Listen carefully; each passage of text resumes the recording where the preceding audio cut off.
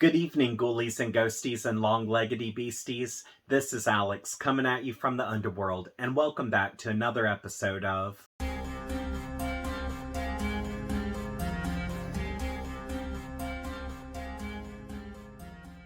Well, we are 1 week closer to Halloween, and even though I am so totally excited for the holiday, my forsaken day job has scheduled me to work Halloween Day, which in my opinion is a complete sacrilege, but at least I have that night off so I can watch horror movies and get drunk then. Now, as I mentioned in my previous 2 episodes, the jack-o'-lantern that I've had beside me for the last 2 years has gone to the great pumpkin patch in the sky. So every week leading up to Halloween, I've had Carrie carve a new jack-o'-lantern, and so far that really hasn't turned out very well because I think the last 2 jack-o'-lanterns are probably like making it big in the porno industry at this point. But without me learning my lesson, Carrie has carved yet another pumpkin and I have not seen it.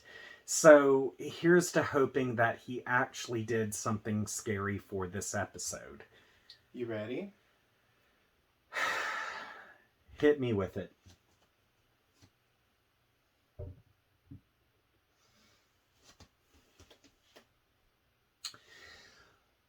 Are you trying to ruin me? It's how I feel about you. It's how a lot of people feel about you. Really? Really, Carrie?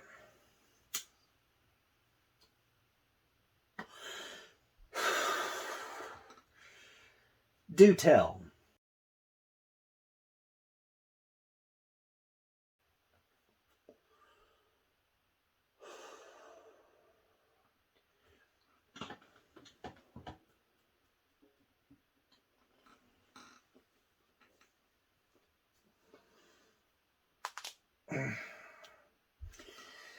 Well, that's what I think about that. Although we don't have a beacon of hope to light our way on this spooky October night, we are going to go on with our bad selves and begin this weekend's book review, which in this episode, I'm reviewing The Halloween Store and Other Tales of All Hallows Eve by Ronald Kelly. And I would like to add that I buddy read this with a few good friends. One of which is the booktuber known as Spooky Noodles, another is the YouTuber known as Cami Roebuck, and another is a seamstress known as Tiny Roebuck, which we all had a great time talking about the stories that we enjoyed as well as the characters. So if any of you are watching, I hope you enjoy this review. Also, for those of you out there who would like to check out the work of these creators, I've included links to their profiles in the description section of this episode. But without further ado, let's grab our goodie bags and head on off to the Halloween store.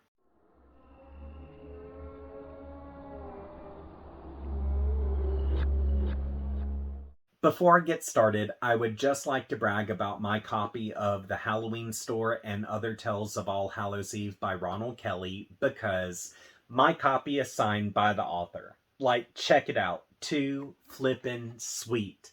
And if you would like to purchase a signed copy of this, I've included the author's contact information in the description section of this video, so be sure to hit him up.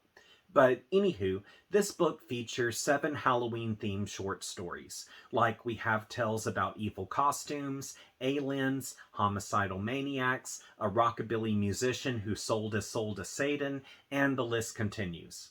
Which, among this collection, there's actually a lot of diversity. Like, we have stories where less is more, others become a little bit more grotesque, and there's even some stories that have heart to them, as well as dark humor.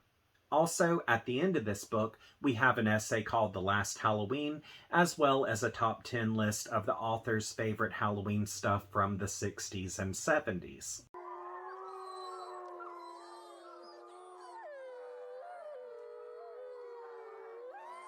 Since I had the opportunity to speak with the author, I thought I would change this section up a little bit. So instead of treating this as I normally do, I would like to share with you some Q&A.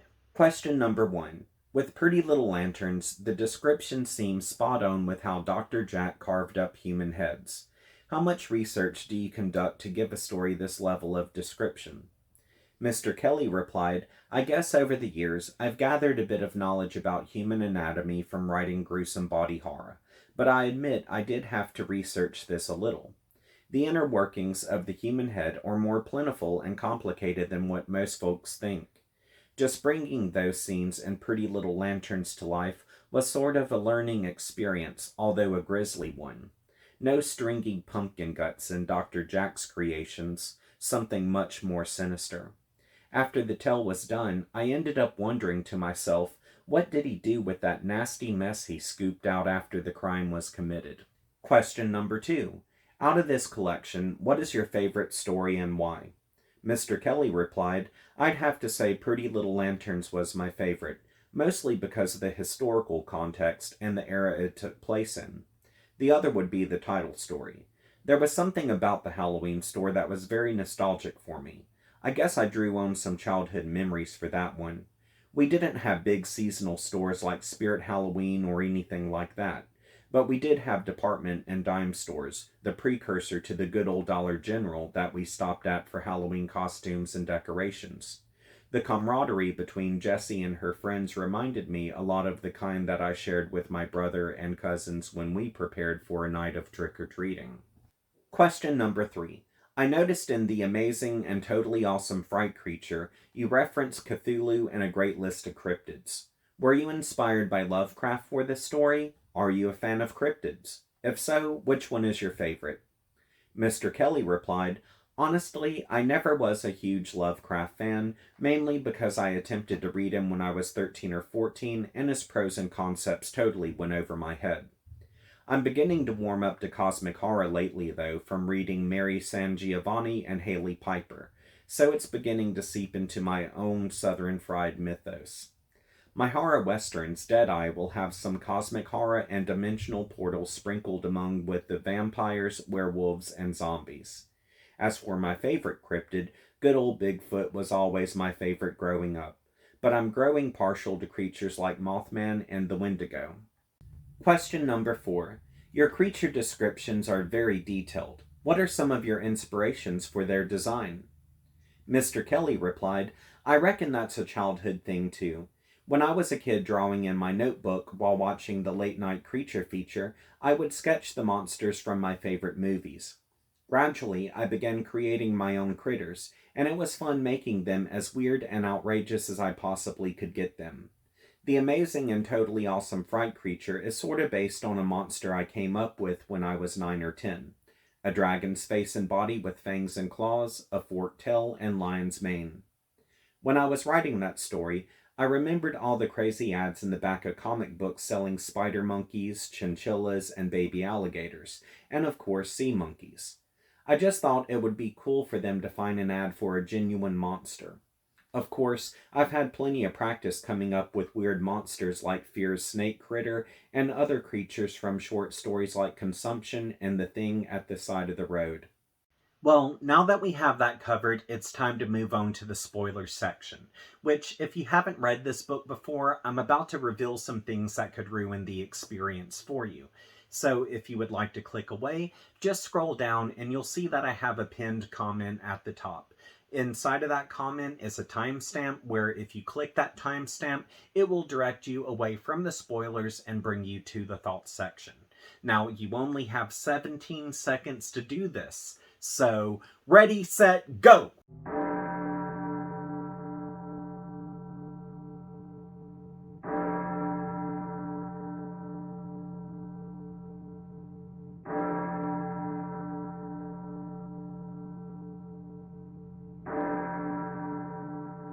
Since everyone's had the opportunity to click away, I would like to talk about a few of my favorite stories. First off, Pretty Little Lanterns is a period piece where a small southern town had been terrorized by a serial killer over the last few Halloweens. However, this year, the local librarian goes to the sheriff and explains that she and her sister had been discussing the killer at large, who is known as Dr. Jack. And because of some red flags, she firmly believes that their dentist who moved here about 4 years ago from Britain isn't only Dr. Jack, but he's actually Jack the Ripper. Well, because of her having some outlandish claims, the sheriff just kind of ignores what she has to say and brushes her off. But after he does some digging around, he sees that she might actually be right this time. What I really enjoyed about this story was how Kelly did not spare us any detail whatsoever when Dr. Jack would carve jack-o'-lanterns out of human heads. And because of the nitty-gritty that Kelly got into, I really feel like I received an impressive but grotesque anatomy lesson. Also, I've always found Jack the Ripper to be fascinating, so it was fun to see him show up in a story. And because of the amount of suspense and mystery that blended here, I was able to appreciate this story beyond something that was just splatterpunk, especially since I was given characters who I really cared about. Like with the sheriff and his family, I was so invested in their well being that I was literally gripping the book. And even though I saw the ending coming from a mile away, it did not make the ending any less devastating. The next story I enjoyed was called The Amazing and Totally Awesome Fright Creature, which this was about two boys named Aaron and Ricky who one day are going through the comic books that belong to Aaron's dad. And while they're doing this, they come across this advertisement where they can purchase a thing called The Amazing and Totally Awesome Fright Creature. But despite these comics being like 30 years old and knowing that the ad is no longer any good, Aaron goes online and sees that the creature is still available. So he and Ricky decide to go in on halvesies and order the thing. Well, about 2 weeks into October, they receive this box that's like about the size of a cigarette box, and when they open it up, they see that this is possibly nothing more than a salamander. However, the closer they get to Halloween, the more monstrous their new pet becomes. What I loved about this story was the unique design behind the creature known as Fang. And I really appreciated how Kelly was able to invest some dark humor in something this hideous. Like, for example, after Fang did all of these horrible things, he meets with two other cryptids where they brag about what they did, no differently than trick-or-treaters bragging about their haul for the night. Also, I thought it was really hilarious how the cryptids were talking about what deity or elder god they were actually going to worship this Halloween. And by the way, as many of you know, I hate lizards. So my knee-jerk reaction to Fang was to be repulsed by him, but by the time I got to the end of the story, I actually kind of thought he was cute in a very twisted way. Another story that I enjoyed was called The Halloween Store, which this was about four preteen friends who came across a flyer that advertised a new one-stop shop Halloween store. Then, after they decide to go check it out, they find four vintage Halloween costumes of a witch, a vampire, a werewolf, and a mummy. And even though one of the friends don't feel too good about this, they decide to save up their money and purchase the costumes on Halloween. However, it's only after they have to sign a waiver that states the Halloween store isn't responsible for their actions that we realize these are no ordinary costumes. I really enjoyed this story because it felt like a great blend of whimsical and horror. Also, it reminded me of a much darker version of a cartoon that I grew up with called Witch's Night Out. And I really feel like this was a great introduction tale to the collection because it really set the scene for there being a mix of fantasy, horror, and dark comedy. Now, aside from these three stories, there were other stories that I did enjoy. But of course, I use this as my top three segment. But I am about to use my tea time segment to not only bitch about a character, but talk about another story that I really enjoyed.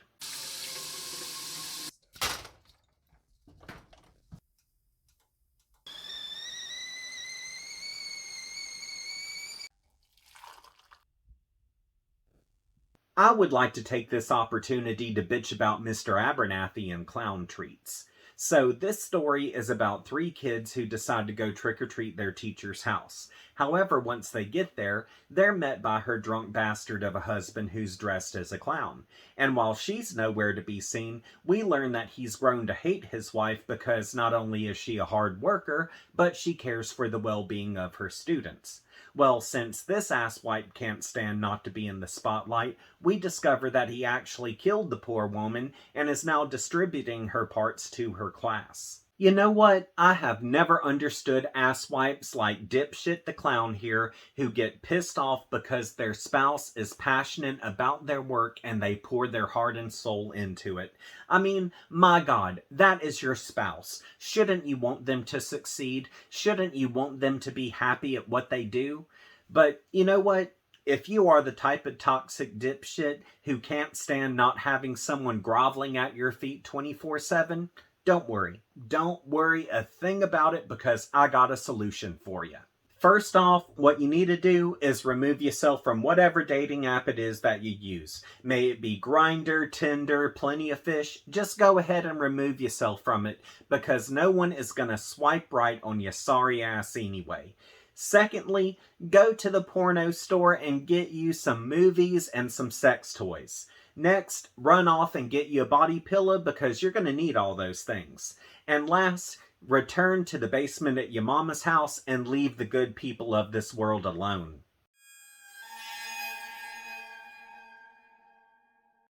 The Halloween Store by Ronald Kelly was a quick read that got me into the spirit of the season.